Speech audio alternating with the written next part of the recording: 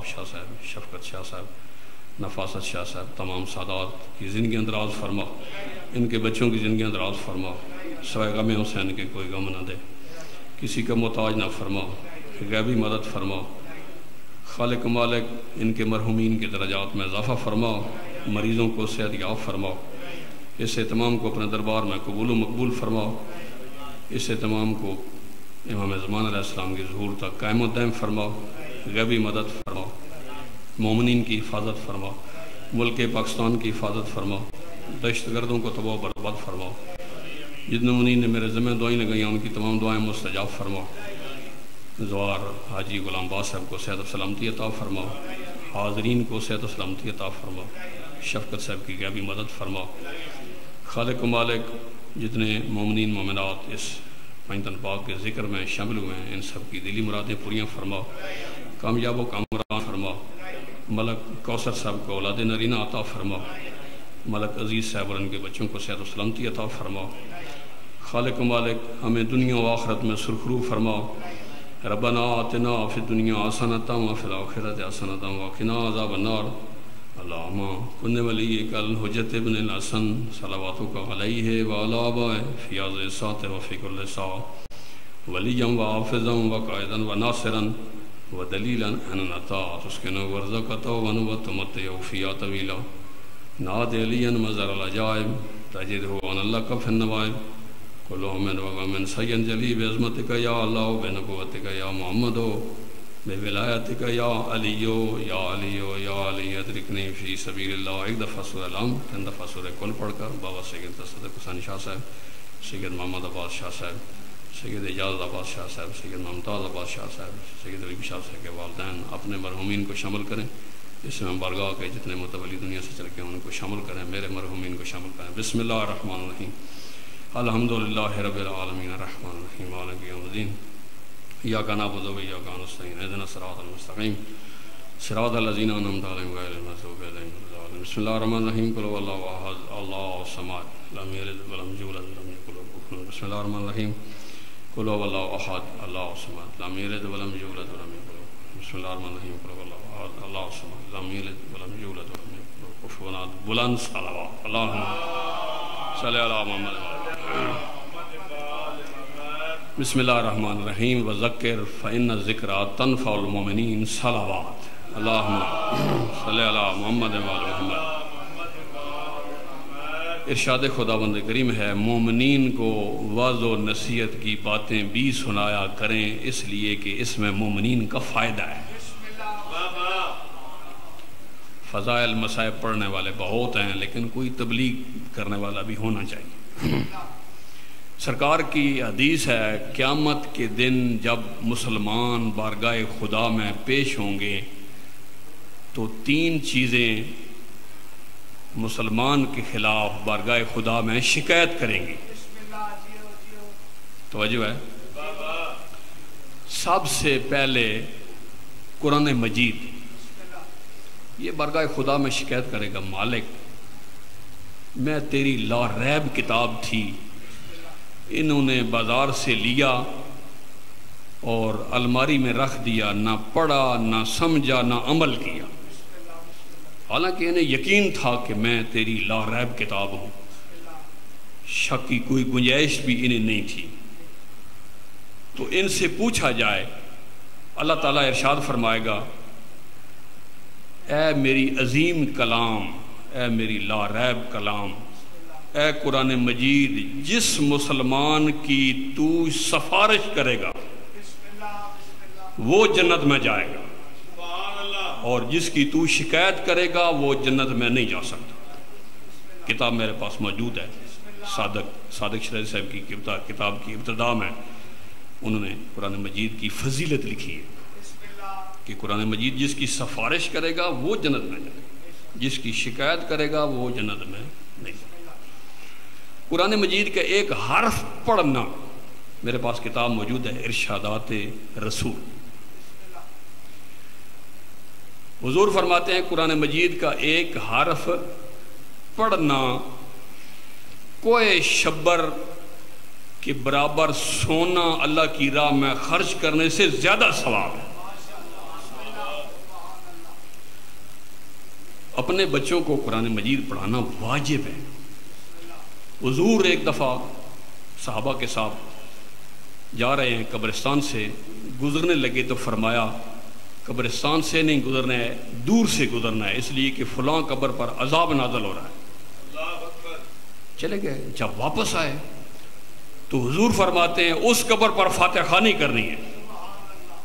صحابہ حیران، مولا جاتے ہوئے آپ نے منع فرمایا کہ گزرنا بھی نہیں ہے، اور واپسی پر فرما رہے ہیں اسی پر فاتحہ خوانی کرنی ہے۔ وجہ فرمایا اس کا ایک چھوٹا سا بچہ تھا، یہ جو مرحوم ہے جس کی قبر ہے اس کا ایک چھوٹا سا بچہ تھا، وہ آج ہی والدہ اسے لے کر ایک عالم دین کے پاس گئی کہ سرکار اس کو قرآن مجید پڑھائیں۔ اس نے صرف اتنا پڑھا، بسم اللہ الرحمن الرحیم۔ اللہ تعالیٰ نے فرمایا اے میرے فرشتوں، یہ میرا بندہ بڑا گناہگار تھا، لیکن اس کا 5 سال کا بچہ مجھے رحمان بھی کہہ رہا ہے، رحیم بھی کہہ رہا ہے، تو مجھے اس کے والد پر عذاب کرتے ہوئے شرم نظر آتی ہے، اس سے عذاب کو اٹھا لو اس کے بچے سے صرف بسم اللہ الرحمن الرحیم پڑھنے کی وجہ سے۔ جو لوگ بچوں کو قرآن مجید نہیں پڑھاتے وہ قیامت کے دن جواب دہ ہیں۔ واجب ہے، مستحب نہیں۔ ناراض نہیں ہونا ہے، پورے پاکستان میں شیعت مستحبات کو اہمیت دے رہی ہے، واجبات کو پس پش ڈالا جا رہا ہے۔ یہ بات ذہن میں رکھیں، واجبات پہلے، مستحبات بعد۔ ناراض ہو جائیں تو آپ کی مرضی ہے۔ صلوات پڑھ لیں دفعہ اللہم صلی علی محمد وعلی محمد۔ کچھ لوگوں کو کہا ہے کہ قرآن مجید پڑھو، وہ کہتے ہیں جی ہماری عمر بڑی ہو گئی ہے، بھائی ہم نہیں پڑھ سکتے۔ 5 مومنین کو جن کی عمر 55 سال 50 سال، ان کو میں نے خود قرآن مجید پڑھایا ہے، 1 سال میں پڑھ گئے۔ یہ بہانہ بھی غلط ہے کہ ہم پڑھ نہیں سکتے۔ قرآن مجید کا معجزہ ہے، جیسے جیسے قرآن مجید پڑھیں گے ذہن میں وسعت آئے گی، ذہن میں اضافہ ہوگا، اور خود بخود قرآن مجید کی تلاوت سمجھ آئے گی۔ لیکن جو بہت بوڑھے ہیں، مثلا 90 سال 100 سال عمر ہے، وہ نہیں پڑھ سکتے۔ قرآن مجید کو اٹھا لیں، اس کے اوپر انگلیاں پھیرتے رہیں، درود پڑھتے رہیں، بسم اللہ الرحمن الرحیم پڑھتے رہیں۔ جتنا پڑھا لکھا تلاوت کرے گا اتنا ہی اسے بھی اجر اللہ تعالیٰ عطا فرمائے۔ لیکن اگر عربی نہیں پڑھ سکتے تو ترجمہ تو پڑھ سکتے ہیں نا۔ قرآن مجید کا ترجمہ ایک دفعہ لازمی زندگی میں پڑھیں تاکہ پتہ چلے کہ اللہ تعالیٰ کے کیا احکامات ہیں، اللہ کا کتنا اللہ تعالیٰ غفور الرحیم ہے، کتنا اللہ مہربان ہے۔ میں صرف ایک قرآن کی آیت کی تلاوت کرتا ہوں آپ کو خوش کرنے کے لیے۔ صلوات پڑھ لیں ایک دفعہ اللہم صلی علی محمد وعلی محمد۔ قرآن مجید کی ایک تلاوت کا ترجمہ، صرف ترجمہ کرتا ہوں، بے شک جا کر گھر میں دیکھ لینا۔ پیر سید حبیب شاہ جی، سورہ فرقان آیت نمبر 70، اللہ تعالیٰ ارشاد فرما رہا ہے کہ اے میرے بندے توبہ کر لے، ایمان لے آ، توبہ کر اور ایمان لے آ اور عمل صالح کر۔ میں اتنا غفور و رحیم ہوں، میں اتنا مہربان ہوں کہ میں صرف تیرے گناہ معاف نہیں کروں گا، میں تیرے گناہوں کو بھی نیکیوں میں بدل دوں گا۔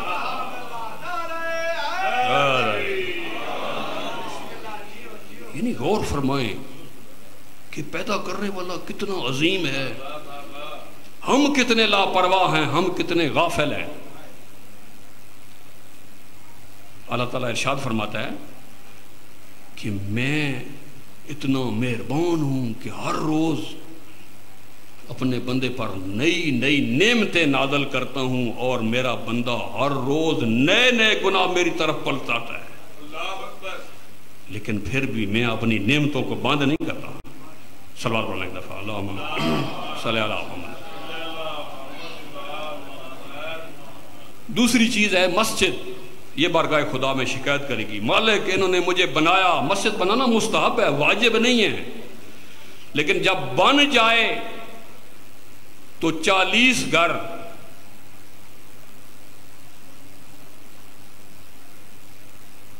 بسم اللہ. مسجد بنانا مستحب ہے, لیکن جب بن جائے اسے آباد کرنا واجب ہے. کن پر؟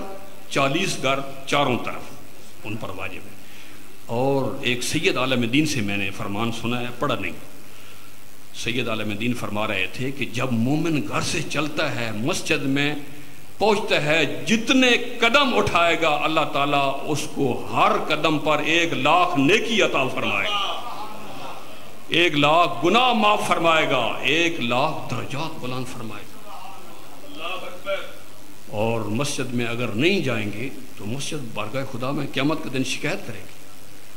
اور تیسری چیز ہے, عالم دین شکایت کرے گا, مالک میں نے علم حاصل کیا, انہوں نے مجھ سے استفادہ حاصل نہیں کیا. علماء کا کیا مقام ہے؟ کتاب ہے روح الحیات, اس میں سرکار کا فرمان ہے کہ عالم دین کی عزت کرنا اللہ کی عزت کرنے کے برابر ثواب. اگر عالم دین, حضور سرکار کی حدیث ہے, عالم دین کسی قبرستان سے صرف گزر جائے, آخری بات کر رہا ہوں, تو اللہ تعالیٰ عالم دین کی صرف کسی قبرستان سے گزرنے کی وجہ سے 40 دن تک ان مردوں سے عذاب کو اٹھا لیتا. چھٹے امام فرماتے ہیں یا عالم دین, اللہم صلی اللہ محمد وعلی. سرکار فرماتے ہیں چھٹے امام کہ یا عالم دین بن کر زندگی گزارو, یا طالب علم بن کر, یا ان دونوں کے دوست بن کر, چوتھی چیز نہ بننا ورنہ ہلاک ہو جاؤ.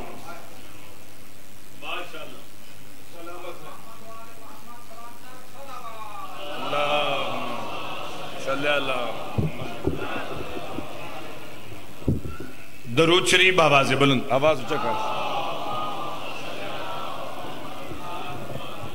درود شریف آواز بلند. نعرہ تکبیر, نعرہ رسالت, باواز بلند نعرہ حیدری. سید العلماء, سید الواعظین, خطیب آل محمد, وکیل آل محمد جناب مولانا علی حسین مدنی صاحب, مولا انہوں نے زندگی دراز فرماوے, انہوں نے بچے نے زندگی دراز فرماوے, اور قوم تے انہوں نے سایہ قائم اور دائم فرماوے. اے پڑسن 5 مجالس, آج 5 منٹ جڑا لیٹ ہیں, سیدھا ٹائم میں فکس 9 بجے, 9 تو 10 قبلہ صاحب پڑھنا. مہربانی کرے سو سارے صاحبان, اے 10 دن 5 دن قبلہ صاحب پڑھسن, اگلی 5 مجلساں باقر نقوی وہ بھی ٹھیک 9 تو 10. مہربانی کرے سو وقتی پابندی ہو سی, شامل مجلس ہو سو, اور 5 سفر انشاءاللہ با خاور شاہ اور انہیں گھر قبلہ صاحب پڑھسن, ذیشان عالم پڑھسن انشاءاللہ مدینہ اتنے بھی شامل ہو سو. 2 سفر اسی امام بارگاہ نے اندر عابد مشین آلے, انہوں نے زیر تمام سالانہ مجلس جس نے اندر شوکت رضا شوکت ملتان, جناب نصرت عباس چانڈیو اور سید نجم الحسن شیرازی بلوار 3 صاحبان پڑھسن شامل مجلس ہو سو. قبل اس نے قبلہ صاحب مجلس شروع کرن, دعا منگ سو میرا مالک اس ذکر صدقہ حاجی و سوار سید محمد عباس شاہ نے بچے نے زندگی دراز فرما, میرا مالک انہیں توفیقات اضافہ فرما, میرا مالک رزق کثیر عطا فرما. عابد عباس, سائل عباس, موسیٰ, حسن, میرا مالک برادران ہے زیادہ عزت اور رزق عطا فرما. سید تقلید رضا, میرا مالک انہیں بھائیوں نے زندگیاں دراز فرما. میرا مالک تقی شاہ نے بچے نے زندگیاں دراز فرما, اس خاندان آباد و شاد فرما, اور انہیں توفیقات اضافہ فرما. سید جنید شاہ, میرا مالک انہوں دعا بھائیاں نے زندگی دراز فرما. سید ابو الحسن برادران یہ زندگیاں دراز فرما. تمام خاندانہ میرا مالک آباد و شاد فرما. ایک دفعہ ہم 3 دفعہ سورہ کل پڑھ کے حاجی وزوار سید محمد عباس شاہ صاحب, با سید عبداللہ شاہ انہوں نے اہلیہ, با سید نثار عباس شاہ صاحب انہوں نے اہلیہ, اور با سید ذوالفقار شاہ صاحب انہوں نے اہلیہ, اور با سید ممتاز عباس شاہ صاحب, سید نیاز عباس شاہ صاحب, اور سید پرویز شاہ صاحب اور ابو الحسن نے والدین میرے والدین باو سید تصدق شاہ نیر شاہ جملہ خاندانی اور باو سید مسرور شاہ صاحب انہاں بھی شامل کرے سو اور اس خاندان اس تو علاوہ بھی جتنے بھی مرحومین ہیں انہاں شامل کرے سو اپنے اپنے مرحومین امام بارگاہ متولیان جڑی ڈیوٹیاں کر کے چلے گئے 14 کم شہداء ملت جعفریہ اللہ والمومنین جتنے عزادار امام حسین اور جناب آغا حامد علی موسوی اور اس کے علاوہ بھی جتنے عزادار امام حسین علیہ السلام اس سرزمین تے دفن اللہ والمومنین خصوصاً انہوں نے روح ایسال ثواب پر بسم اللہ کیا پڑھنا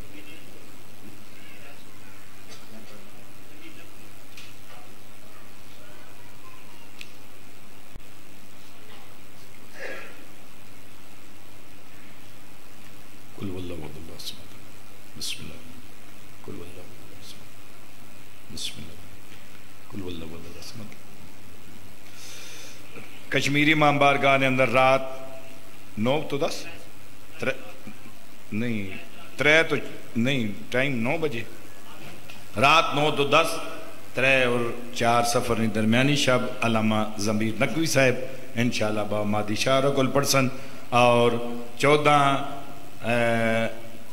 سفر رات انشاءاللہ حیدر علی شاہ نے پسران نے زیر تمام تذاکر تحسین ذیشان عالم مستباد مرکزی ماتمی ماتمداری کرے سن مل کے نعرہ جواب دو نعرہ تکبیر نعرہ رسالت دو ہاتھ اچھے نعرہ حیدری حسینیت یزیدیت برائے خوشنودی امام زمانہ بلندتر صلوات آؤ سے صلی اللہ محمد نے وآل محمد بھائی ملازم ماچی اس نے بھائی خادم وہ فوت ہویا 10:30 بجے شیعہ عیدگاہ نے اس نے جنازہ پڑھائی ویسی مومن ایکسیڈنٹج فوت ہویا شامل جنازہ اسو درود شریف باواز بلا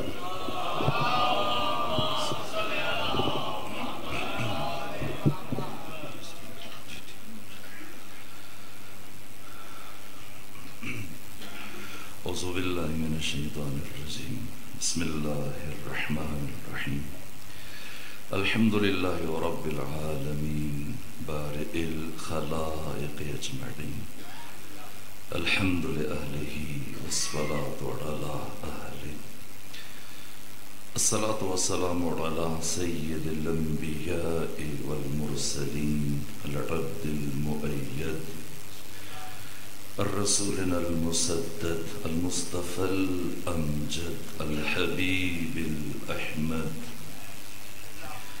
النبي الأمي المكي المدني السراج المنير الكوكب الدري صاحب الوقار والسكينة المدفون بأرض مدينة سيدنا ونبينا وشفيق ذنوبنا طبيب قلوبنا وحبيب نفوسنا ومولانا أبي القاسم محمد المصطفى صلى الله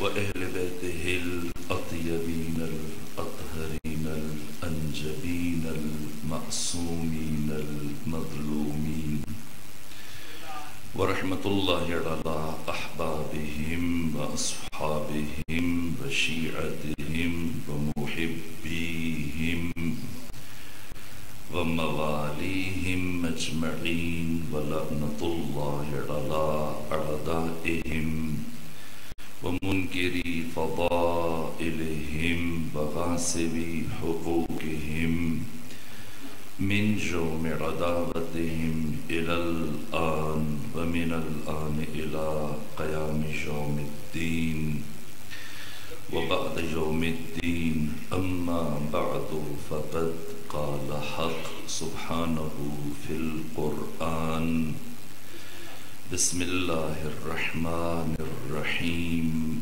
والعصر إن الإنسان لفي خسر إلا الذين آمنوا وعملوا الصالحات وتواصوا بالحق وتواصوا بالصبر صلوات لیجیے خاندان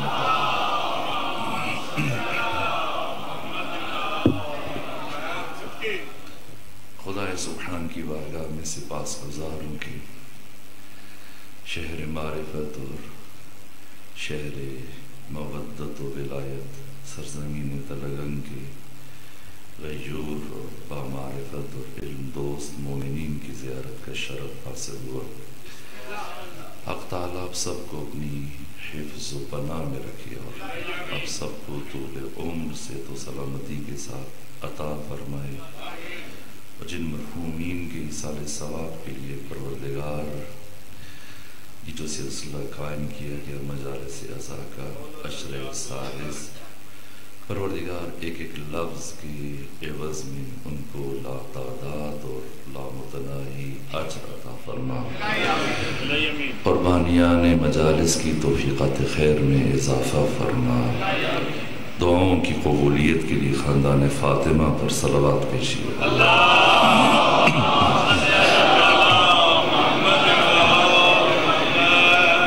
جس طرح سے سید بزرگوار فرما رہے تھے کہ کل سے گفتگو ٹھیک 9 بجے شروع ہو جائے گی اور 10 بجے اختتام پذیر ہو جائے گی۔ ابتدائی نشست تھی تو چند دقیقے و چند لمحے تاخیر سے گفتگو شروع ہو گئی۔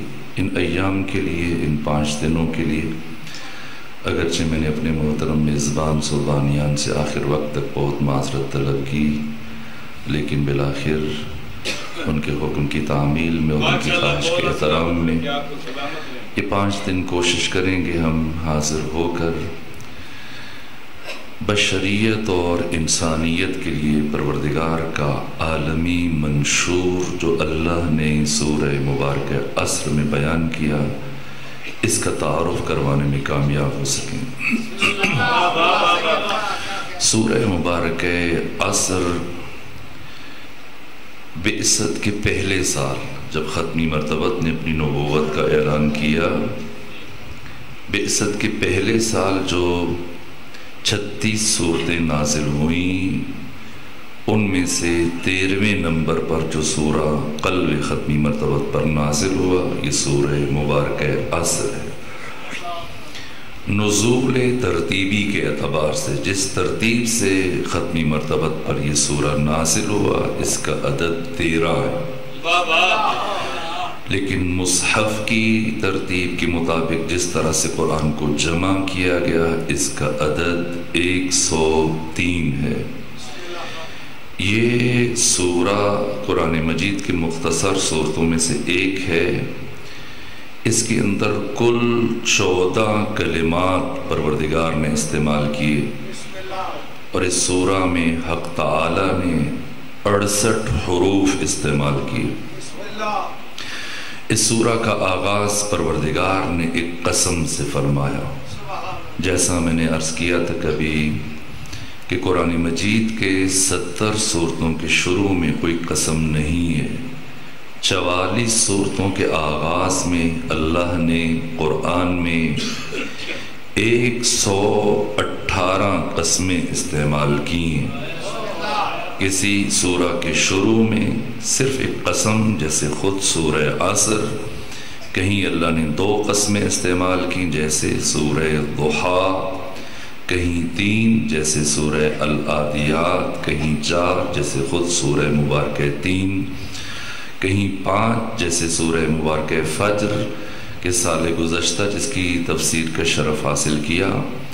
اس سے زیادہ قسمیں پروردگار نے صرف ایک مقام پر اٹھائیں، سورہ مبارکہ شمس، کہ یہ سورہ کل 15 آیتوں پر مشتمل ہے، اور 15 میں سے پہلی 7 آیات میں اللہ نے مسلسل 11 قسمیں استعمال کی۔ سورہ مبارکہ عصر کے آغاز میں اللہ نے ایک قسم اٹھائی، والعصر۔ والعصر اس کی متعدد معانی مفسرین نے بیان کیے، 20 سے زائد معانی، میں اشارہ کروں گا وقتاً فوقتاً۔ والعصر قسم ہے زمانے کی، والعصر قسم ہے وقت عصر کی، والعصر قسم ہے نماز عصر کی، والعصر قسم ہے زندگی کی، والعصر قسم ہے حیات انسانی کی، والعصر قسم ہے ڈھلتی ہوئی عمر کی، والعصر قسم ہے عہد بعثت نبوی کی، والعصر قسم ہے ذات مصطفیٰ کی، والعصر قسم ہے عصر عاشور کی، والعصر قسم ہے امام حسین علیہ السلام کی، والعصر قسم ہے عہد ظہور کی، والعصر قسم ہے امام زمانہ علیہ السلام کی۔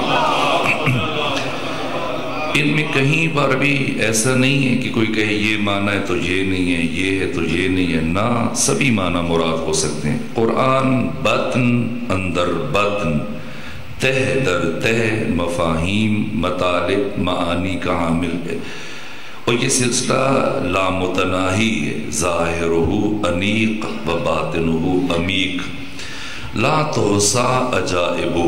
پیغمبر فرماتے ہیں قرآن کے عجائبات کو گنا نہیں جا سکتا، ولا تبلا غرائبہ، قرآن کے غرائب کبھی کہنا نہیں ہوں گے، بطن اندر بطن۔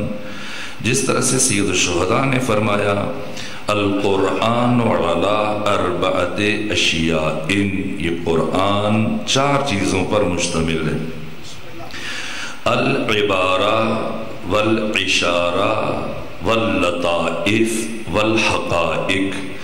نوک سنا پہ قرآن کی تلاوت کرنے والے قاری قرآن، ناطق قرآن، سرور و سالار شہیدان، امام حریت، امام عزت، امام انقلاب، راکب دوش رسول، سید شباب اہل الجنہ، فرزند حسین، مجسم قرآن نے قرآن کے معانی اور مطالب کو 4 حصوں میں تقسیم کیا۔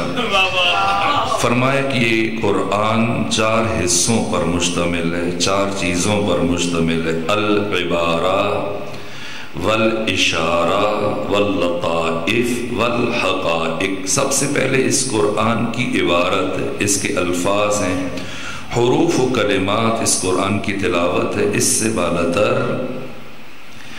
پھر قرآن مجید کے لطائف ہیں، اشارے، اور اس کے بعد پھر قرآن کے لطائف ہیں، اس کی لطیف باتیں جو روح کو چھو کے مسرور کر دیتی ہیں، اور اس کے بعد پھر قرآن کے حقائق ہیں۔ یہ 4 چیزیں قرآن میں۔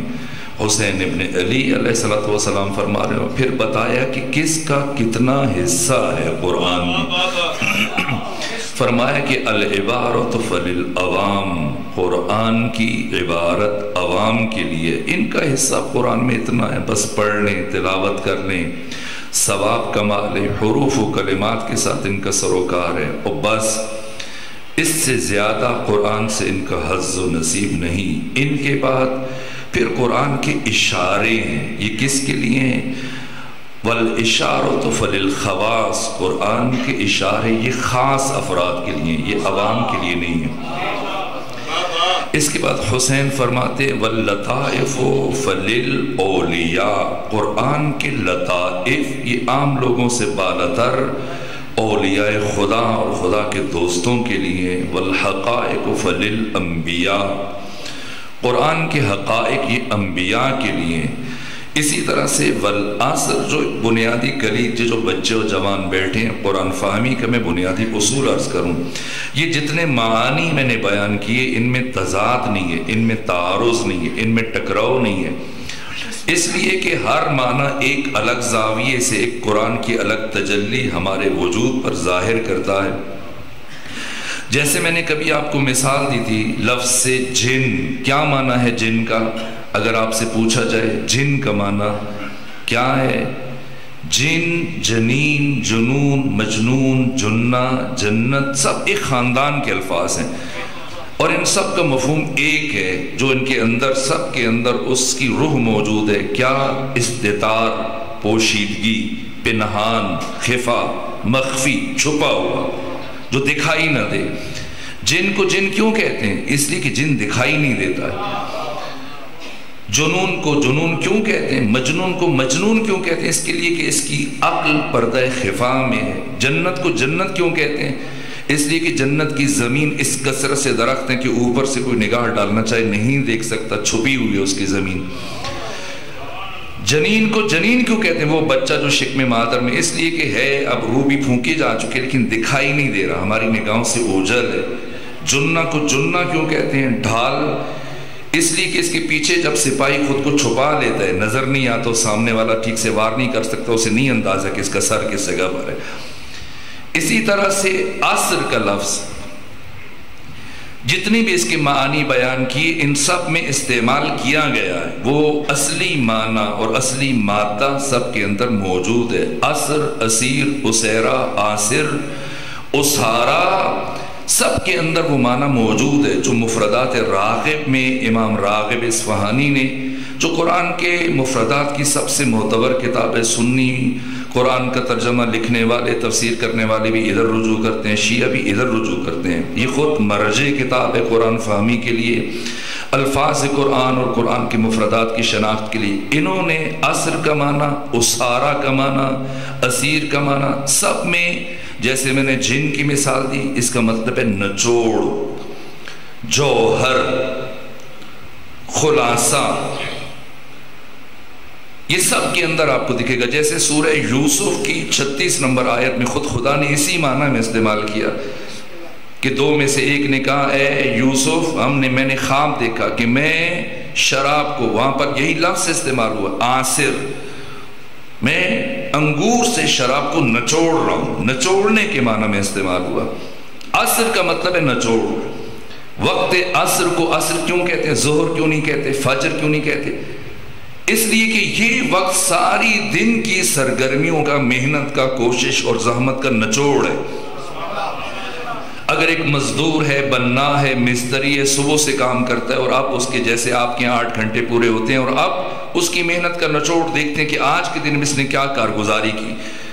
آفس میں کوئی جاتا ہے یا خود ذاتی کاروبار کرتا ہے، محنت کرتا ہے، مشقت کرتا ہے، کام کرتا ہے، عصر تک آ کر اپنی کوشش کو روک دیتا ہے، اور یہ وقت عصر یعنی نچوڑ ہے، پورے دن کی سرگرمیوں کا ماحصل، نچوڑ، اسارہ، جوہر۔ اس لیے عصر کو، وقت عصر کو، اس وقت کو یہ نام دیا گیا۔ اس سے مراد جو پیغمبر گرامی اسلام کی سیرت یعنی تمام تر نبیوں کی زندگیوں کا نچوڑ آخری نبی ختمی مرتبت کی شکل میں ظاہر ہو،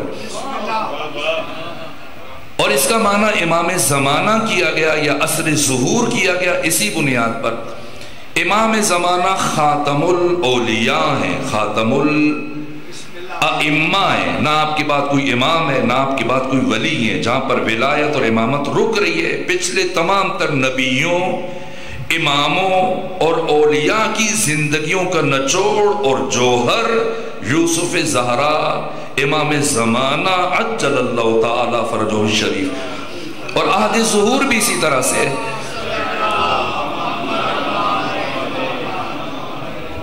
عصر ظہور وہ بھی اسی طرح سے، اس لیے کہ زندگی کا سارا مرحلہ اب پروردگار حیات انسانی کی بساط سمیٹنے والا ہے، اور آ کر یہاں پر بس امام زمانہ کی 70 سالہ حکومت کے بعد کائنات کی بساط لپیٹی جانی ہے، ختم ہو جانا ہے، دنیا تمام ہونے والی ہے۔ اس لیے آپ کے وقت کو عصر ظہور کو بھی عصر کہا گیا، والعصر۔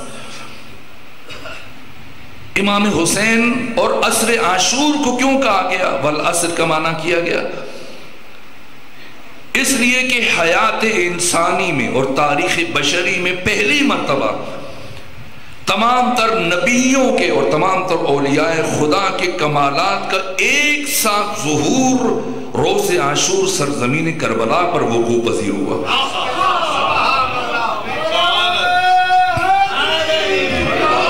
ان 8.5-9 گھنٹوں میں بشریت کا جوہر، عرق، خلاصہ، اسارہ، نچوڑ حسین ابن علی اور آپ کے 72 ساتھیوں کی شکل میں کائنات کے سامنے آیا، نہ اس سے پہلے نہ اس کے بعد، اور اس کے بعد صرف ایک مرحلہ جب خود آپ ہی کے فرزند امام زمانہ کا ظہور ہوگا۔ تو مجھے وقت عصر کی قسم۔ اور بحار الانوار میں علامہ مجلسی نے امام علی ابن موسیٰ رضا سے ایک حدیث نقل کی ہے، امام فرماتے ہیں کہ وقت عصر سے مراد انسان کی زندگی کے 25 سال 35 سال سے لے کر 60 سال تک کی عمر، یہ 25 سال یہ انسان کی زندگی کی اثر ہے. اس لیے میں نے مانا کیا قسم ہے ڈھلتی ہوئی عمر کی. پہلے 35 سالوں کی پروردگار قسم نہیں اٹھا رہا، آخری 25 سالوں کی قسم اٹھا رہا ہے، چونکہ یہ زندگی کا نچوڑ ہے. ساری زندگی کے تجربات، ان کا ماحصل، نتیجہ، نچوڑ، اسارہ ان 25 سالوں میں انسان کے پاس ظاہر ہوتا ہے. ایک ایک کر کے سب کی طرف ہم وضاحت کرنے کی کوشش کریں گے. میرے عزیزوں، قسم ہے وقت کی، قسم ہے زمانے کی، قسم ہے زندگی انسان کی، قسم ہے ڈھلتی ہوئی عمر کی، قسم ہے وقت عصر کی، قسم ہے عصر عاشور کی، قسم ہے امام زمانہ کی، قسم ہے حسین ابن علی کی، قسم ہے پیغمبر گرامی اسلام کی، قسم ہے عہد بعثت کی. سب میں یہ معنی جس طرح سے میں نے پہلی مثال دی موجود ہے. سب سے قیمتی ترین متاع جو ان سب کے اندر موجود ہے وہ متاع حیات ہے، وہ زندگی. یہ زندگی، ہماری زندگی میں ہمارے پاس سب سے قیمتی ترین متاع حیات، سرمایہ جان، یہ ہماری زندگی. پہلے مرحلے میں یہ قسم اس کا معنی کر کے آگے بڑھیں. والعصر، قسم ہے ڈھلتی ہوئی عمر کی. ان الانسان لفی خسر، بتحقیق ہر انسان نقصان میں ہے. نہیں، میں نے غلط معنی کیا. نقصان الگ ہے.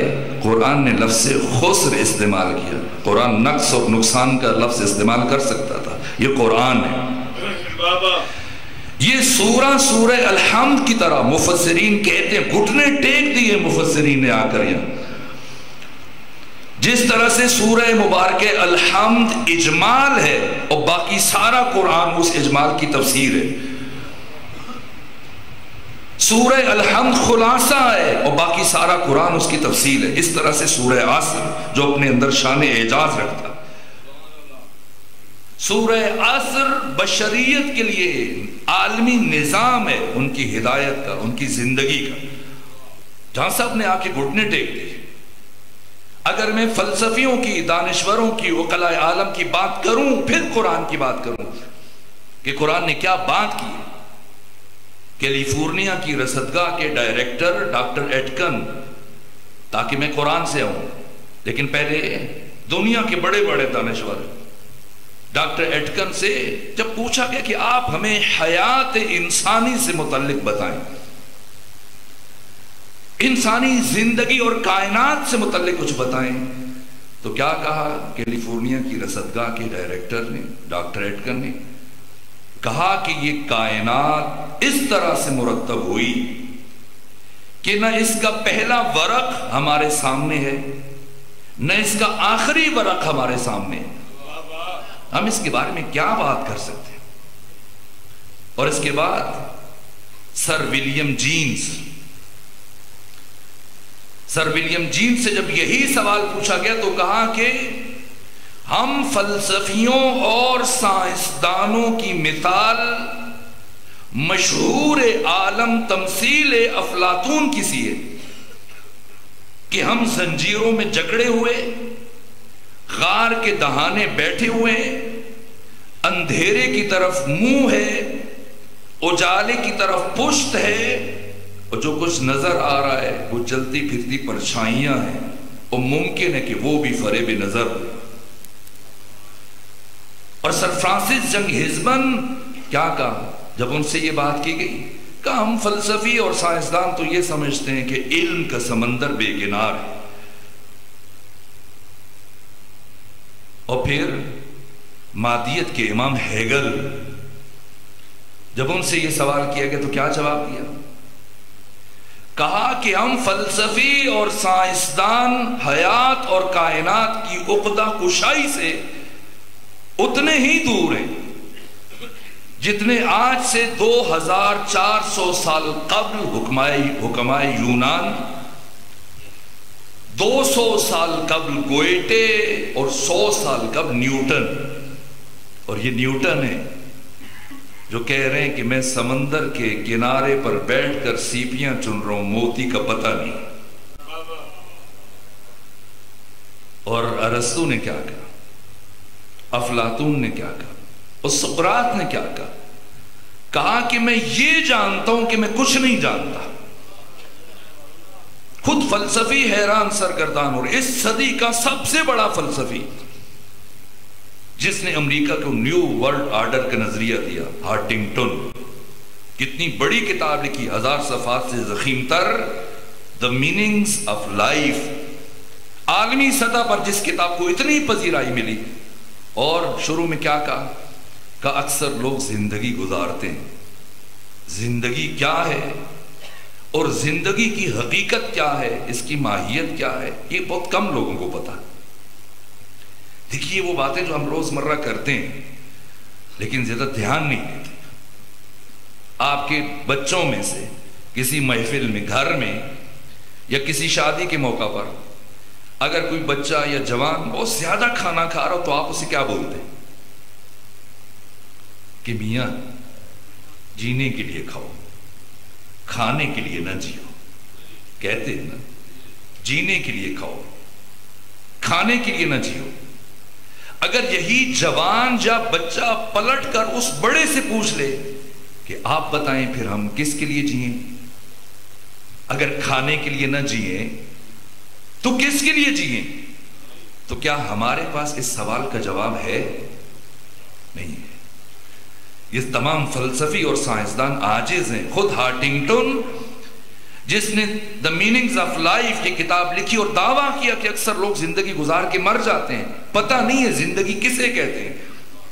اور پھر 1000 صفحے میں بحث کرنے کے بعد جب انسان پڑھتا ہے، کتاب ختم کرتا ہے، ایسے لگتا ہے خود ہارٹنگٹن حیران، پریشان، سرگردان، تذبذب اور تشکیک اور شک و ریب کی کیفیت میں۔ کون بتائے، کون یقینی بات کر سکتا ہے؟ میرے عزیزو، یقینی اور حتمی اور آخری بات یا قرآن کہہ سکتا ہے یا وہ قرآن کی 14 نسخے جو علم خدا میں ڈھلے ہوئے کائنات میں۔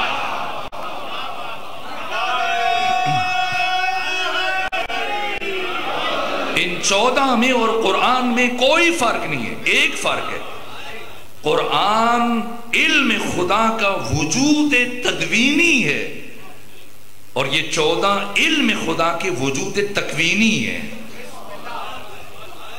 علم معرفت میں کوئی فرق نہیں۔ انہوں نے بتایا زندگی کیا ہے۔ ہم ائمہ کے فرامین کے تناظر میں مفہوم بیان کرنے کی کوشش کریں گے۔ آج تمہیدی گفتگو ہے، بنیاد استوار ہو جائے۔ والعصر، قسم ہے ڈھلتی ہوئی عمر کی، ان الانسان لفی خسر، بتحقیق انسان خسارے میں، نہیں کہا نقصان میں۔ کیوں؟ اس لیے کہ ہر انسان نقصان میں، ہر ما سے واللہ، ہر انسان، نبی غیر نبی، سب نقصان میں۔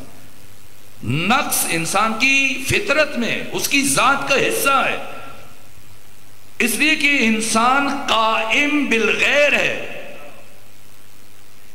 کسی کی وجہ سے اس کا وجود باقی ہے، اور اللہ صرف قائم بالذات ہے۔ اللہ کا کمال ذاتی ہے، غیر از خدا ہر انسان کا وجود اپنا نہیں ہے، تو کمال کہاں سے اپنا ہو سکتا؟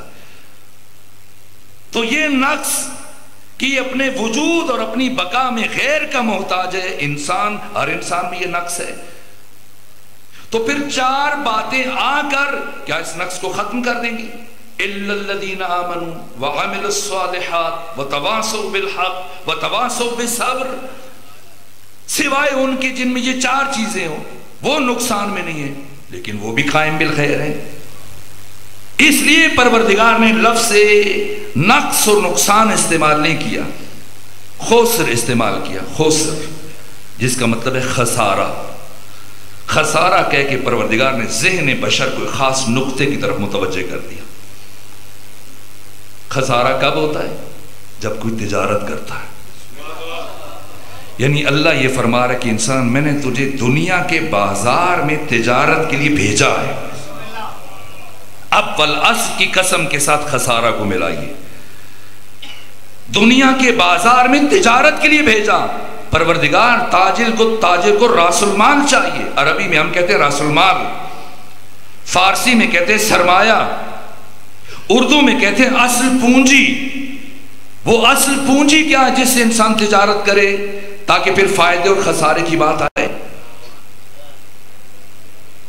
وہ راس المال اور سرمایہ کیا ہے جو دنیا کے بازار میں پروردگار نے انسان کو دے کے بھیجا؟ وہی زندگی ہے، وہ عمر ہے. پہلی دھڑکن سے لے کر آخری دھڑکن تک کا سفر، ان دو دھڑکنوں کے درمیان جو فرصت ہے یہ انسان کے پاس راس المال ہے، سرمایہ. یہ زندگی ہے جو مسلسل ختم ہو رہی ہے. سادہ لوگ افراد سمجھتے ہیں فلاں جوان تھا اچانک موت آ گئی. نہیں، اچانک موت نہیں آتی.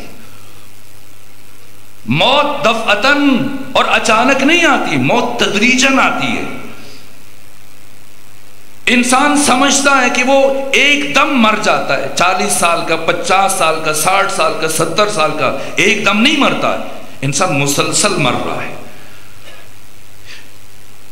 ابھی یہ جو 1 گھنٹے کی گفتگو ہے جس میں ہم بیٹھے، اس میں کتنی مرتبہ مر رہے ہیں؟ جیسے فانی بدایونی نے کہا کہ ہر نفس عمر گزشتہ کی ہے میت فانی. زندگی نام ہے مر مر کے جیے جانے کا. ہر نفس، ہر سانس ہمیں موت کی بھیانک وادی سے قریب کر رہا ہے. اور جتنی سانسیں ہم لے چکے اتنا ہم مر چکے ہیں. ہماری موت مسلسل ہو رہی ہے. اور جب آخری سیکنڈ رہ جاتے ہیں ہمارے پاس، وہ آخری سانس لیتے ہیں اور آخری مرتبہ دل دھڑکتا ہے، ہم کہتے ہیں اچانک مر گیا. اچانک نہیں مرا ہے، مرتے مرتے مرا ہے. جیسے آپ کہتے ہیں میں مرتے مرتے پہنچوں، مر مر کے مرا ہے انسان. انسان مسلسل مرتا ہے. اب کوئی مرتا ہے اور کوئی خودکشی کرتا ہے. کبھی انسان مرتا ہے، کبھی خودکشی کرتا ہے. اور خودکشی بھی دفعتاً نہیں ہوتی، اچانک سے نہیں ہوتی، بلکہ انسان مسلسل خودکشی کر رہا ہوتا ہے. اس لیے علی فرماتے ہیں جس شخص کے 2 دن برابر ہیں وہ لعنتی ہے. جس کا گزرا ہوا دن اور آج کا دن دونوں مساوی ہیں وہ ہم میں سے نہیں ہے، ملعون ہے. وہیں پر رکا ہوا ہے. اسے آگے بڑھنا چاہیے. پونجی، اصل پونجی، سرمایہ، راس المال برباد کر رہا ہے. کیا خریدا ہے؟ کیا خریدا ہے؟ ایک ایک لمحہ گزر رہا ہے. جو کچھ حاصل کر رہا ہے اس کی موت ہو رہی ہے. جو برباد کر رہا ہے وہ خودکشی کر رہا ہے. تو کبھی انسان اچانک سے خودکشی کرتا ہے اور کبھی تدریجاً خودکشی کر رہا ہوتا ہے جب وقت برباد کر رہا ہوتا ہے. اس لیے ایک عربی شاعر اور عارف نے کہا کہ فوت الوقت اشد من فوت الروح، کہ وقت کا ضائع ہونا مرنے سے زیادہ سخت ہے. کہ اسرائیل آ کے روح نکال لے یہ بہتر ہے اگر کوئی وقت ضائع کر رہے اس سے. کیوں؟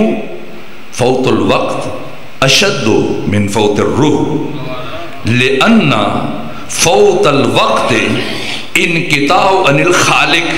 کیوں بہتر ہے؟ اس لیے کہ جب کسی کا وقت قتل ہو رہا ہوتا ہے، ختم ہو رہا ہوتا ہے، تو اس کا اپنے خالق سے رابطہ کٹ جاتا ہے. وہ فوت الروح انقطاع عن المخلوق. اور جب روح جسم سے الگ ہوتی ہے تو اس کا مخلوق سے رابطہ کٹتا ہے. خالق سے رابطہ کٹ جانا یہ زیادہ سخت ہے کیونکہ اسے پیدا ہی لقاء پروردگار کے لیے کیا گیا تھا. ہمیں مولوی صاحب بتاتے ہیں کہ جیسے ہی مرے گا انسان قبر میں سب سے پہلے نماز سے متعلق سوال کیا جائے گا. نہیں، نماز کے بارے میں تب سوال ہوگا جب اعمال کی نوبت آئے گی. سب سے پہلے سوال انسان سے اس کی زندگی سے متعلق کیا جائے گا، اس کی حیات سے متعلق کیا جائے گا. ان لمحات سے متعلق بتا یہ زندگی کہاں گزاری، کیسے گزاری، ایک ایک لمحے کا حساب لیا جائے گا. زندگی ایسی چیز نہیں ہے جسے چوکوں میں، چوراہوں میں، گلیوں میں گھوم پھر کر واٹس ایپ پہ، سوشل میڈیا پہ، فیس بک پر آ جا کے انسان تلف کر دینا ایک ایک لمحے میں، ایک ایک لمحہ یہ زندگی سانس ہے۔ اس لیے علی فرماتے ہیں انسان تمہارے نفس کی قیمت کم از کم جنت ہے، اس سے کم پہ خود کو نہ بیچنا۔ دنیا کے اس بازار میں اللہ نے ہمیں یہ متاع دے کے بھیجا ہے، متاع عمر، کس لیے؟ تجارت کے لیے۔ تجارت کرنی ہے، اور کیا خریدنا ہے؟ تجھ سے مانگوں میں تجھی کو کہ سبھی کچھ مل جائے، 100 سوالوں سے یہی ایک سوال اچھا ہے۔ سب سے بڑی تجارت یہ کہ کوئی خدا تک پہنچ جائے اور خدا کو پا لے۔ میرے عزیزوں، ان 5 دنوں میں ہم نے بڑا سفر طے کرنا ہے۔ ان 5 دنوں میری خواہش ہے، مجھ سے میرے عزیز جوان نے کہا، خود امام زمانہ کی شخصیت، سید الشہداء کی شخصیت، اور میں سال گزشتہ بھی چاہ رہا تھا، ان 72 کا تعارف حیات انسانی کی اور زندگی کے لمحوں کی اور اپنے خون کی تاریخ انسانی میں سب سے بھاری قیمت وصول کرنے والے حسین ابن علی اور آپ کے 72 ساتھی، بخدا سب سے بڑی اگر کسی نے تجارت کی، بعد از علی ابن ابی طالب ان 72 نے تجارت کی۔ وہ کربلا کے پہلے شہید سے شروع کر لیجئے، مسلم ابن اوسجہ، عبداللہ بن عمیر کلبی، پھر ان کی زوجہ ام وہب، پھر بریر بن خزیر حمدانی، پھر منبع بن سہم، امام سجاد کے پہلے غلام، 8 غلام شہید ہوئے ان میں سے پہلے، پھر عمر بن خالد، پھر ان کا غلام سعد، پھر اس طرح سے مجمع بن عبداللہ، پھر عائز بن مجمع، یہ شخصیتیں، جناب حجاج بن مسروق، جناب عمر بن خالد، جناب یزید بن زیاد، ابو شعثا، حسین کے 12ویں صحابی جو کربلا میں شہید ہوئے، جناب شوذب، عابس ابن شبیب شاکری کے غلام، ایک ایک کردار اس سطح پہ جن کو بیان ہونا چاہیے، اور میں کوشش کروں گا اس دفعہ ہم ان 72 کی سیرت کو جلدی جلدی بیان کریں، تاکہ پتہ چلے کہ آج کے حسین کا اگر کوئی ناصر بننا چاہتا ہے تو اس کا کردار کیسا ہونا چاہیے۔ قیمتی ترین متاع ہمارے پاس حیات ہے۔ یہ آج کی تمہیدی گفتگو بس اختتام پذیر ہو رہی ہے، اور کل یہاں سے آگے بڑھ جائیں گے اور ان شخصیات کا تعارف بھی اور ساتھ اس مرحلے کو لے کے چلیں گے۔ دنیا کے بازار میں اللہ نے یہ متاع دے کے بھیجا، کیا خریدنا ہے، کہاں تک پہنچنا ہے۔ یہ سفر 2 طرح سے انسان طے کر رہا ہے۔ یہ آج کی آخری بات عرض کر رہا ہوں، دنیا کا سفر اتنا قیمتی ہے کہ اس میں علی جیسا امام بھی ایک لمحہ کی ضیاع کو برداشت نہیں کر سکتا۔ یہ روایت میں نے کبھی عرض کی، مولا متقیان درزی کے پاس گئے اور اسے کپڑا دیا کرتے کی سلائی کے لیے، اور 2 دن بعد گئے، جب اس نے کرتا تیار کر لیا تو گزارش کی، امیر المومنین اگر پہن کے دکھا دیں، مجھے اندازہ ہو کہ میں نے صحیح تیار کیا، کمی بیشی نہیں رہ گئی۔ میری دکان کے کونے میں یہ ایک گوشہ ہے، یہاں پہ آپ تبدیل، وہ کرتا تبدیل کر کے آئے تو اس کے جو یہ آستینیں تھیں یہ زیادہ لمبی تھی، ایسی انگلیوں سے بھی نکلی ہوئی لٹک رہی تھی، وہ پشیمان ہو گیا، اس طرف دھیان نہیں گیا، اور یہ لمبی اس نے رکھتی تھی۔ کہا حضرت معاف کر دیں، مجھے اس کا اندازہ نہیں تھا، غلطی سے ہو گیا، تو کہا کوئی بات نہیں، پشیمان نہ ہو، کینچی دو، یہ علی کینچی دو، اور کینچی لے کر آستینوں کو آگے بڑھایا اور اندازے سے امیر المومنین کاٹا، اور دیکھا درزی شرمندہ ہو رہا ہے، اور علی کے سامنے کوئی شرمندہ ہو، علی کو گوارا نہیں، کہا شرمندہ نہ ہو، جو شرمندہ ہو رہا تھا اسے اور خوش کر دیا، کہا کہ دیکھو مجھے کرتا بھی چاہیے تھا، رومال بھی چاہیے تھا، تو تم نے دونوں انتظام کر دیے، کرتا بھی مل گیا اور 2 رومال بھی تیار ہو گئے۔ وہ کپڑا کاٹا اور جیب میں رکھا۔ اب درزی نے کہا امیر المومنین اگر یہ مجھے دوبارہ سے کرتا تبدیل کر کے دے دیں تو جو میں نے اس کی آستینوں کو آگے سے سیا تھا پھر سے سی دوں، تاکہ وہ دیکھنے میں اچھا لگے، خوبصورت لگے۔ اب کیا جملہ کہا امیر المومنین نے، کہا اے درزی علی کے پاس اتنا وقت کہاں ہے کہ وہ اسے ایک کرتے کی تزئین اور آرائش میں گزار دے.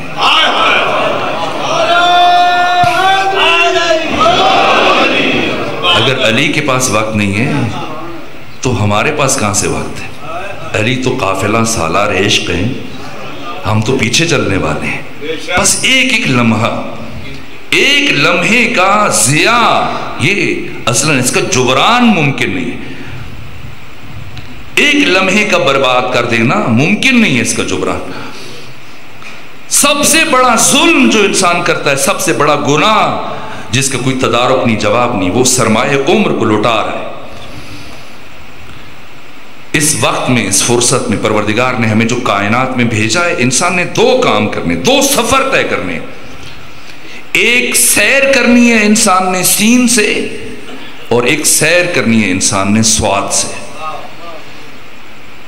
سین سے سیر اور سواد سے سیر. کوئی بھی انسان ایک لمحے کے لیے بھی رکا ہوا نہیں ہے. اگر کوئی کہے کہ میں ٹھہرا ہوا ہوں، نہ، کوئی انسان نہیں ٹھہرا ہوا. پیدا ہونے سے لے کر موت تک ہر انسان سیر بھی کر رہا ہے، سویر بھی کر رہا ہے، سین سے اور سواد سے. حالت سیر میں بھی ہے، حالت سویر میں بھی ہے. سیر یعنی یا انسان بلندی کی طرف سفر کر رہا ہے یا پستی کی طرف سفر کر رہا ہے، رکا ہوا نہیں ہے. نہ پستی کی حد ہے نہ بلندی کی حد ہے. جو نیچے گرتا ہے اتنا نیچے گرتا ہے کہ اللہ قرآن میں فرماتا ہے اولئک کالانعام بل ہم اضل. یہ انسان گرتے گرتے اتنا گر جاتا ہے کہ سور بن جاتا ہے، کتا بن جاتا ہے، سانپ بن جاتا ہے، درندہ بن جاتا ہے، بلکہ ان سے بھی ذلیل تر اور ان سے بھی پست تر. حد نہیں انسان کی گراوٹ کی، رکا ہوا نہیں ہے. یا نیچے جا رہا ہے یا اوپر جا رہا ہے. یہ سین سے سیر کر رہا ہے، یا سیر نزولی ہے نیچے کی طرف، یا سیر صعودی ہے اوپر کی طرف. اور اوپر جانے کی بھی کوئی حد نہیں ہے. کبھی کہا جاتا ہے یار یہ تو فرشتہ صفت ہے، یہ فرشتہ ہے.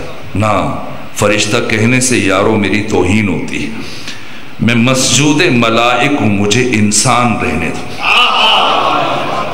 اتنا بلند ہو جاتا ہے کہ خدا فرماتا ہے تیری کوئی حد نہیں. دنا فتدل فکان قاب قوسین او ادنا. یہ او ادنا کیوں کہا خدا نے؟ نہ پستی کی حد ہے نہ بلندی کی حد ہے. فرشتہ تو چوتھے آسمان پہ رک کے دیکھ رہا ہے، اور پیغمبر کہہ رہے ہیں آ جاؤ، اور وہ کہہ رہا ہے کہ لو دنون تو امبلتن لحترقت. ایک پورا برابر آگے بڑھوں تو میرے پر جل جائے. ہر انسان حالت سیر میں مسلسل رکا ہوا نہیں ہے، یا نیچے جا رہا ہے پستیوں میں یا اوپر جا رہا ہے. خود اپنا محاسبہ کرے. اور علی فرماتے ہیں جو رات سونے سے پہلے اپنے پورے دن کا محاسبہ نہ کرے یہ بھی ہم میں سے نہیں. دیکھے سیر کر رہا ہے نزولی یا صعودی، اور دوسری سیر سواد سے. آپ کا تلگنگ ہے اور محبت کرنے والوں کا شہر ہے، اور یہاں پہ جو چیزیں بنتی ہیں، میں ادھر سے جب اس طرف سے نکلتے ہیں تو دیکھتا ہوں کہ پہم لائن میں مٹی کے برتنوں کی کئی دکانیں، مٹی کے برتن، مختلف پیالے اور گملے اور ایسی چیزیں، گھڑے. سویر اگر سمجھنا ہو، سویر یعنی مسلسل ہونا ایک حالت سے دوسری حالت میں. انسان بیک وقت دو کام کر رہا ہے. سیر بھی کر رہا ہے سین سے، یا اوپر جا رہا ہے یا پستی میں، اور سویر بھی کر رہا ہے، بن رہا ہے. جیسے کوزاگر، یہ کمہار جب مٹی سے برتن بناتا ہے تو آپ ذرا اس کا سانچہ دیکھیں، مٹی اٹھاتا ہے اور اس کے اوپر رکھتا ہے، اور بڑے سلیقے سے ہاتھ ایسے رکھ رہا ہے، وہ گھوم رہا ہے اور یہاں سے مختلف چیزیں تیار ہو رہی ہیں.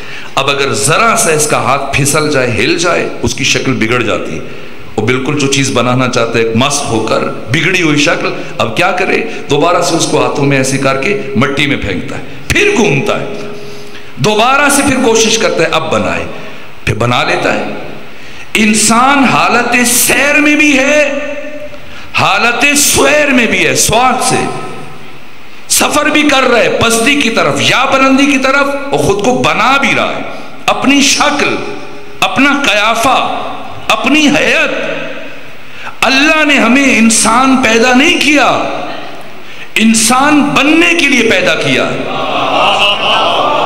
انسان یہ خود کو اس دنیا میں بنائے گا ان 14 حقیقی نسخوں کو دیکھ کر رنگ اپنے اندر لے کے آنے کی کوشش کرے گا.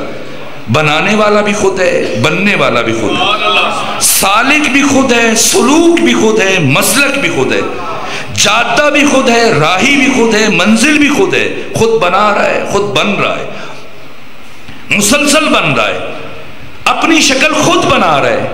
کب دیکھے گا؟ محشر میں. ہو سکتا ہے بڑی حسین شکل بنا کے لے جائے, اور ہو سکتا ہے کہ اتنی بگاڑ کے لے جائے کہ جانور شرما جائے. اسی لیے امام سجاد فرماتے ہیں قیامت کے دن اکثر انسان 9 جانوروں کی شکل میں اٹھیں گے.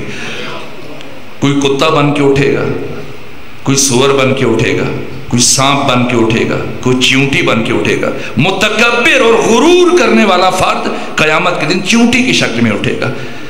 جو یہاں دنیا میں تکبر کرتا ہے, دوسروں کو انسان نہیں سمجھتا, قیامت کے دن کبھی ایک کے پاؤں کی ٹھوکر کھائے گا, کبھی دوسرے کے پاؤں کی ٹھوکر کھائے گا, کبھی ادھر گرے گا. شراب خور قیامت کے دن سور کی شکل میں اٹھے گا. دیوس قیامت کے دن اسی شکل میں اٹھے گا. اس لیے علی فرماتے ہیں اے ہمارے شیعو, کوشش کرنا کہ جب قیامت کے دن محشور ہو تو انسانی شکل میں محشور ہو سکو, پھر تمہاری شفاعت جانے, ہم محمد والے محمد جانے. اتنی تو شکل بنا کے لے جائیں اس دنیا میں, اپنی ان لمحوں میں, ان فرصتوں میں, اس سرمایہ عمر کو خرچ کر کے کہ مسخ نہ ہو جائے, کم سے کم انسانی جھلک نظر آئے. یہی کامیابی ہے. والعصر, قسم ہے ڈھلتی ہوئی عمر کی, ان الانسان لفی خسر, ہر انسان خسارے میں ہے. وہ جو خود کو مسلسل جانور بنانے میں مصروف ہے. یہ عمر ابن سعد ایک صحابی کا بیٹا تھا, سعد بن ابی وقاص, جنہیں برادران اہل تسنن عشرہ مبشرہ میں سے گنتے, اور جو 6 رکنی شورا کی بھی فرد ہیں جو دوسرے خلیفہ نے بنائی تھی کہ ان 6 میں سے ایک کو خلیفہ بنایا جائے. جنگ قادسیہ کا فاتح سعد بن ابی وقاص سے جب کسی نے کہا کہ علی سے اظہار برات کرو, لعنت کر دو, نعوذ باللہ کرنا, میں نے پیغمبر سے علی کے بارے میں کچھ ایسی باتیں سن رکھی کہ جب تک وہ میرے حافظے میں علی سے اظہار برات نہیں کر سکتا. لیکن اسی کا بیٹا عمر ابن سعد کیسے عمر ابن سعد بن گیا؟ کیا یہ پیدائشی ایسا تھا؟ سمجھنا ہے کون سی چیز. ان الانسان لفی خسر. شمر ابن ذوالجوشن کون ہے؟ قاتل حسین ابن علی, جو روز عاشور سب سے زیادہ جس نے ظلم کی اور بدبختی کی انتہا کی ہے, امام حسین کی زندگی میں خیموں کو آگ لگائی. شمر ابن ذوالجوشن یہ امام علی کا صحابی تھا. جنگ صفین میں امام علی کی ہمرکاب لڑا ہے امیر شام کے خلاف. 17 حج کیے, اکثر حج پیدل کیے, حافظ قرآن تھا, تہجد پڑھنے والا تھا. تو شمر کیسے بن گیا؟ پیدائشی تو ایسا نہیں تھا. کون سی چیز ہے جو انسان کو شمر بناتی ہے؟ جنگ صفین کا غازی تھا. جنگ صفین میں یہ زخمی ہو گیا اور پھر اس کی مرہم پٹی کی گئی, بعد میں بچ گیا. علی کے لشکر میں بہت شامل ہو کر دشمنوں کو قتل کیا, جنگ لڑی, زخمی ہوا. یہ شبس بن ربعی یا عمر بن حجاج امام حسین کو خط لکھنے والے تھے, اور 4-4 ہزار فوجی لے کے پہنچ گئے آپ کے مقابلے میں. عمر بن کرزہ امام حسین کا صحابی میدان کربلا میں. اسی کا دوسرا بھائی علی بن کرزہ, نام علی ہے, یزید کی فوج میں کھڑا ہے. روز عاشور جس شخص نے گالی دی امام حسین کو دشمن کی فوج سے, صرف یہ ایک شقی تھا, علی بن کرزہ, جس کے بعد نافع بن ہلال نے اس بدبخت کو قتل کیا. کون سی چیز ہے؟ ایک کے گھر کے 2 افراد, ایک کس درجے پہ پہنچ گیا کہ انبیاء سے آگے بڑھ گیا. یہ میں ایسے نہیں کہہ رہا, شہدائے کربلا کی کیا منزل ہے میرے عزیزو. جہاں اولی العزم نبی صبر کر رہا ہے, وہاں یہ 72 شکر کر رہے ہیں. میری کسی بات کو خطابت کے طور پہ نہ لیجیے گا کہ شاید میں جوش میں کوئی بات کہتا ہوں. ہر بات کے پیچھے ایک دلیل اور ایک حدیث یا آیت قرآن ہے. یہ اسماعیل جب جناب ابراہیم نے کہا کہ انی ارا فی المنام انی اذبحک، میں نے خواب میں دیکھا آپ کو ذبح کر رہا ہوں، فانظر ماذا ترى، بتاؤ کیا کہتے ہو؟ قال یا ابت افعل ما تؤمر، جو کہا کہ کریں، ستجدنی انشاءاللہ من الصابرین، آپ مجھے صابرین میں سے پائیں گے۔ اولی العزم نبی، اس کا افتخار یہ کہ وہ صبر کر رہا ہے۔ اور حسین کے 72 جب کہا چلے جاؤ، کہا ہم تو اللہ کا شکر ادا کر رہے ہیں کہ اس نے ہمیں سعادت بخشی کہ آپ کے قدموں پر قربان ہو جائے۔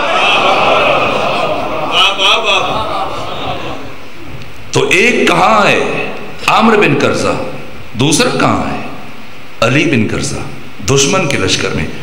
کون سی چیز انسان کو اس درجے تک پہنچا دیتی ہے؟ یہ باتیں سمجھنے کی ہیں تاکہ زمانے کے حسین کی نصرت کی جا سکے، تعین ہو سکے کہ ہم کہاں کھڑے، ہم کہاں کھڑے۔ میرے عزیزو، امام محمد صدر جو کفن پہن کے آپ جاتے ہیں سید کے ساتھ، اور باقی لوگ بھی زیارات کے لیے مسجد کوفہ جاتے ہیں، کوفہ میں وہاں نجف کے جہاں پہ جناب میثم تمار کا روضہ ہے، اس کے ساتھ آگے مسجد کوفہ ہے، تو وہاں پر جو امام جمعہ تھے وہ مقتدی صدر جو ملیشیا کے، مہدی ملیشیا کے راہبر، ان کے والد، تو وہ کفن پہن کے جمعہ پڑھاتے تھے۔ ایک مرتبہ جب صدامی جرنیل کو عصا کے ذریعے پیچھے ہٹایا تھا، تب سے انہوں نے کفن پہننا شروع کیا۔ تو یہ روایت کرتے ہیں کہ جب صدام کا داماد طاہا حسین حرم حسین میں آیا اور گولیاں چلانا شروع کی قبر حسین پر، آپ دیکھیں اب بھی، اب جب جاتے ہیں تو وہ نشان موجود ہیں، انہوں نے بعض ٹائلیں بیچ میں رکھی ہوئی ہیں کہ اس جگہ پر صدام نے شیلنگ کی یا گولیاں چلائیں، اس کے داماد نے، طاہا نے۔ تو صبح آ کر کہتا تھا کہ میں بھی حسین ہوں، تو بھی حسین ہے، میں اپنے حملے کا آغاز کروں، اگر خود کو بچا سکتے ہو تو بچاؤ۔ تو آگے سے ایک جوان کہا تم میں سے کوئی ہے جو زیارت کے لیے آئے ہوئے تھے، پہلی مرتبہ جب یہ گیا حرم حسینی میں، ہے کوئی تم میں جو آئے سامنے؟ ایک جوان آیا، اور جب آیا تو گولی مار دی، اپنے ہاتھ سے گولی ماری صدام کے داماد نے، اگرچہ بعد میں خود صدام کے ہاتھوں ہی مرا اور بری موت مرا۔ اس نے جلتے ہوئے کھولتے ہوئے تیل میں اس کو زندہ پھینکوایا، اور کیونکہ وہ بھیڑیا تھا، کسی کا خیال نہیں کرتا تھا، دارحالی کہ یہ مسلسل اس کے لیے کام کرتا۔ تو ایک جوان جب قتل ہوا تو کہا کوئی اور ہے کہ جو حسین کا نام لے اور حسین کو حق پہ سمجھتا ہو؟ اب ایک اور جوان آیا، اور جب آیا تو اسے بھی گولی ماری۔ تو سید محمد صدر نے خواب دیکھا، اور خواب میں امام حسین کو دیکھا۔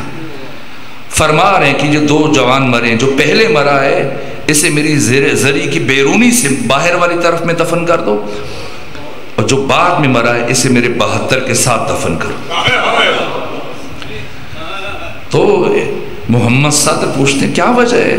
دونوں نے کام تو ایک کیا، دونوں ایک کے ہاتھ سے مرے ہیں، شہید ہوئے، پھر ایک کے لیے کہا کہ وہ اس کو آپ کے حرم میں دفن کیا جائے لیکن بیرونی سے، لیکن جو دوسرا ہے گنج شہداء میں 72 کے ساتھ دفن کرو۔ کیوں؟ کہ پہلے والا اس کو انجام نہیں پتا تھا کہ کیا ہوگا، وہ تو اس لیے گیا، لیکن دوسرے والا اپنے انجام کو مد نظر رکھ کر آگے بڑھا، تو اسے میں اپنے 72 کے ساتھ شامل کر رہا ہوں۔ کل یوم عاشورا وکل ارض کربلا۔ پروردگار ہمیں توفیق دے کہ اس اپنی عمر میں، اپنی زندگی میں اپنے زمانے کے حسین کی نصرت کر سکیں۔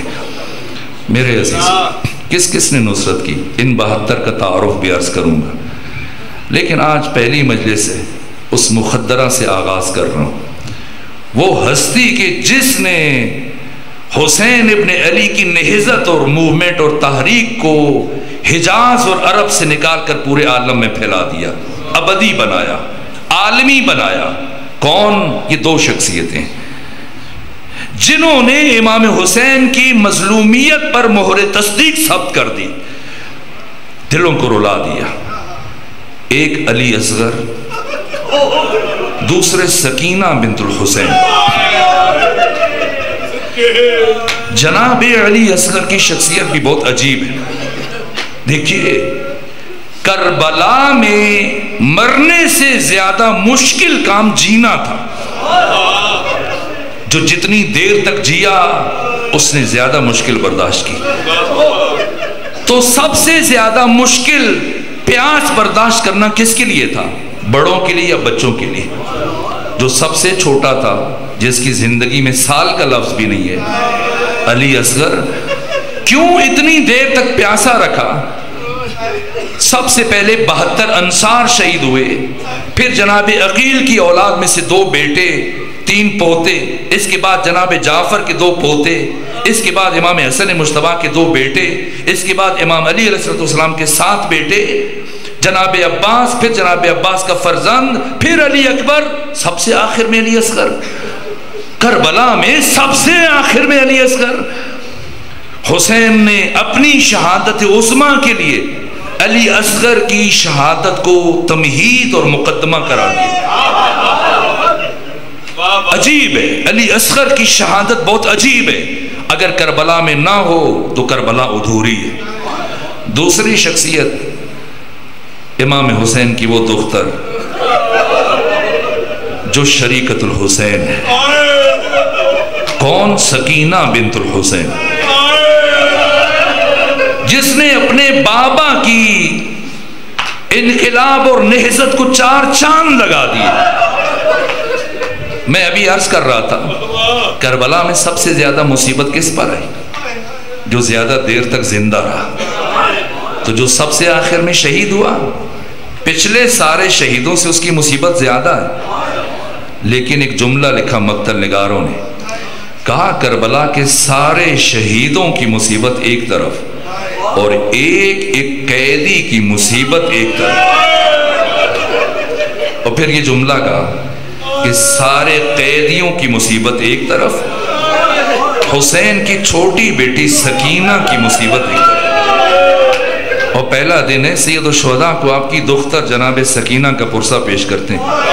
وہ بی بی جس کی زندگی کا ہر لمحہ اپنے بابا کے بعد مستقل مصیبت، یہاں تک کہ عمرو بن حجاج، شبس بن ربعی، شمر ابن ذیلجوشن، عمر ابن سعد 11 محرم کو آگے بڑھے. اور بڑھنے کے بعد کہا، جب بیویوں کے سوار ہونے کی نوبت آئی، کہا چلے ہم آپ کو سوار کرائیں. علی کی بیٹی کے چہرے پر جلال آیا، انگشت سے سب بابا کا اشارہ کیا، کہ سب پیچھے ہٹ جاؤ، ہم مخدرات عصمت و طہارت ہے، کوئی ہمارے قریب نہ آئے، میں خود سوار کروں گی. کہ علی کی بیٹی تو بندھے ہوئے ہاتھوں سے کیسے سوار کرائے گی؟ فرمائی میرا کام ہے. ان بندھے ہوئے ہاتھوں سے ثانی زہرا نے ایک بچے کو سوار کرایا، ایک بچی کو سوار کرایا، ایک خاتون کو بلند کیا، سوار کرایا. انہی بندھے ہوئے ہاتھوں سے سید سجاد کو سوار کرایا. سب کو سوار کرانے کے بعد آخر میں اس بی بی کو جس کے لیے آقا حسین نے وصیت فرمائی تھی، زینب میری سکینہ کا خیال رکھنا، جناب سکینہ کو سوار کیا. اور جیسے ہی سوار کیا، اب بی بی نے ارادہ کیا کہ خود بھی ساتھ سوار ہو جائے. لیکن شمر ابن ذیلجوشن اسی لمحے کا انتظار کر رہا تھا. کہا اے علی کی بیٹی، میں اس بچی کے ساتھ کسی اور کو سوار نہیں ہونے دوں گا. کہا اے شمر، یہ بچی کبھی محمل پر اکیلے نہیں بیٹھی، بغیر محمل کے اکیلے کیسے بیٹھے گی؟ گر جائے گی. کہا نہ علی کی بیٹی، پریشان نہ ہو، ایسا انتظام کروں گا آپ کی بچی نہیں گرے گی. اس شقی نے کیا کیا؟ رسی کا ایک ٹکڑا اٹھایا اور اس رسی کا ایک سرا جناب سکینہ کے ایک پاؤں کے ساتھ باندھ دیا، اور اس رسی کو اونٹ کے نیچے سے گزار کر دوسرا سرا جناب سکینہ کے دوسرے پاؤں کے ساتھ باندھ دیا. کب نہیں گرے گی، اب نہیں گرے گی. قافلہ چلنے لگا، صحرا طے ہوئے، منزلیں طے ہوئیں، شہروں سے گزرا، یہ قافلہ دیہاتوں سے گزرا. لیکن رسی تھی وہ اونٹ کی جلد کے ساتھ رگڑ کھاتی رہی اور کسی مرحلے پہ بہت باریک رہ گئی. اب ہوا کیا؟ رات کے آخری پہر میں سحر کے قریب یہ کاروان رکا، اور جیسے ہی کاروان رکا، شمر ابن ذیلجوشن غصے سے سپاہیوں کے پاس آیا. کہا میں نے تمہیں منع کیا تھا کہ میری اجازت کے بغیر کہیں نہ ٹھہرنا، کیوں ٹھہرے ہو؟ کہا کیا کریں شمر، جس نیزے پر سر حسین سوار ہے یہ نیزہ زمین میں گڑ گیا ہے اور اٹھانے کے باوجود ہم سے نہیں اٹھ رہا. شمر ہے کہہ دے اگر ایک سے نہیں اٹھ رہا 2 اٹھاؤ, 2 سے نہیں اٹھ رہا 3 کوشش کرو. قاتل حسین ہے لیکن جانتا ہے کہ سر حسین کیسے حرکت کرے گا. اس نے تازیانہ اٹھایا اور کہاں پہنچا؟ سید سجاد کے پاس, اور پوری قوت سے سید سجاد کی پشت پر اس نے تازیانوں کی بارش کر دی اور اتنے تازیانے مارے کہ آپ کے پشت مبارک سے خون جاری ہوا اور زمین پر بہنے لگا. ایک مرتبہ سید سجاد تازیانے برداشت کرتے کرتے سر اٹھا کر اپنے بابا کے کٹے ہوئے سر کی طرف دیکھا اور کہا بابا یہاں رکنے کا سبب بتا دیجئے, یہاں رکنے کی وجہ بیان کر دیجئے. اب جو سید سجاد نے پوچھا, لبہائے حسینی میں جنبش پیدا ہوئی. کیا فرمایا؟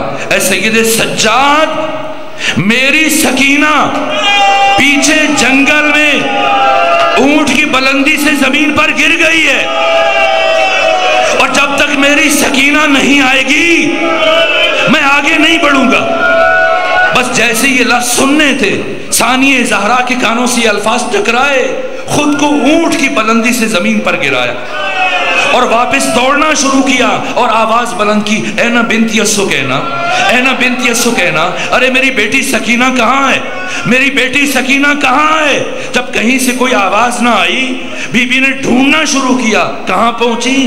ایک جھاڑی کے قریب جس کی پشت میں ایک بی بی جس نے برقع پہنا ہے, چہرے پر نقاب ہے. سکینہ اس بی بی کی گود میں سر رکھ کر سو رہی ہے. ثانیہ زہرا آگے بڑھی, حیرت سے پوچھا جب ساری دنیا ہماری دشمن بن چکی ہے آپ کون ہیں جو اتنی محبت کا ثبوت دے رہی ہیں, اور یہ بچی تو اب سوتی نہیں ہے کسی کی گود میں, تو کیسے آپ کی گود میں سو گئی؟ ایک مرتبہ اس بی بی نے اپنے چہرے سے نقاب کو ہٹایا اور فرمایا ارے زینب پہچانو, اگر میری گود میں نہیں سوئے گی پھر کس کی گود میں سوئے گی؟ ارے یہ وہی گود ہے کہ اسی بی بی سکینہ کا بابا حسین بچپنے میں آرام کیا کرتا تھا. اللہ لعنت اللہ علی القوم الظالمین وسیعلم الذین ظلموا ای منقلب ینقلبون. پروردگار بحق سکینہ بنت الحسین